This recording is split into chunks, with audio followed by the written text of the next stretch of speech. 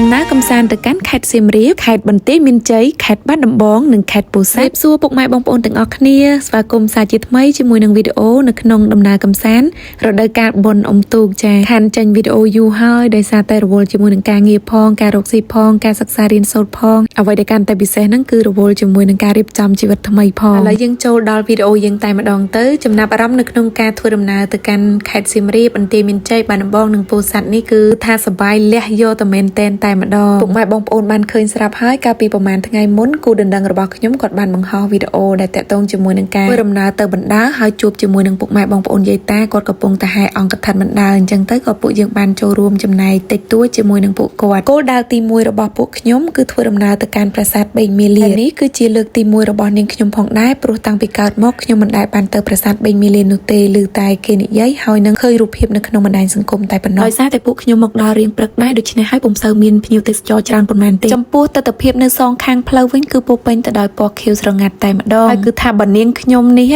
បានមកដើរលេងអញ្ចឹងដូចគោដាច់កន្លោះហើយឲ្យសប្បាយចិត្តមិនបើគ្នាពីច័ន្ទដល់អាទិត្យធ្វើការរហូតដូច្នេះហើយកុំឲ្យខាតឆ្លៀតរស់ស៊ីបន្តិចចុះនៅក្នុងដៃរបស់ខ្ញុំនិងប្អូនរបស់ខ្ញុំគឺកាន់ផ្កានោះផងដែរគឺផ្ការំដួលដែលតំណាងឲ្យអត្តសញ្ញាណជាតិរបស់យើងហើយផ្កាទាំងអស់នេះក៏ខ្ញុំមានលក់ដែរបើសិនជាបងប្អូនចង់កំងរាយឬក៏ដុំអាចតាក់ទងមកខាងយើងខ្ញុំបានណាថាពុកម៉ែបងប្អូនកំងជាកំពុំបិណ្ឌបងប្អូនចង់កំងជាកម្រងផ្កាឬមួយក៏ជាបាច់ផ្កានោះទេគឺពួកខ្ញុំមានទទួលធ្វើទាំងអស់ក្រៅពីផ្ការំដួលខាងយើងខ្ញុំក៏មានលក់ថ្នាំដុសធ្មេញគូប្រេះយើងហៅថាអំបិលហិមាល័យនឹងឯងមានថ្នាំដុសធ្មេញម៉ាក់អ៊ីថ្នាំដុសធ្មេញម៉ែរួយនិងម្សៅចេកទាំង3ប្រភេទផងដែរតោះឥឡូវយើងវិលចូលវីដេអូយើងវិញម្ដងមិនដឹងថាត្រូវនិយាយមិនឲ្យសមទេប៉ុន្តែគ្រាន់តែដឹងថាសំណាងបំផុតដែលមានបងថ្លៃម្នាក់ចាំថតវីដេអូឲ្យគ្រប់ទីកន្លែងគ្រប់ប្លង់តែម្ដងនៅប្រាសាទបេងមាលានេះខ្ញុំកត់សម្គាល់និងស្ញប់ស្ញែងខ្លាំងមែនទែនទៅលើជញ្ជាំងប្រាសាទតែជញ្ជាំងប្រាសាទនៅទីនោះមានភាពខ្ពស់តាន់និងស្រឡះតែម្ដងប្រាសាទបេងមាលាត្រូវបានកសាងឡើងនៅក្នុងទំហំដី14ហិកតាដែលស្ថិតនៅក្នុងភូមិបេងមាលាស្រុកស្វាយលើនិងខាងកើតជើងភ្នំគូលែនដោយសារតែប្រាសាទនេះពុំមានសិលាចារឹកណាដែលបញ្ជាក់អំពីក្សត្រដែលកសាងនោះទេដូច្នេះហើយអ្នកស្រាវជ្រាវមួយចំនួនយល់ថាប្រាសាទនេះគឺក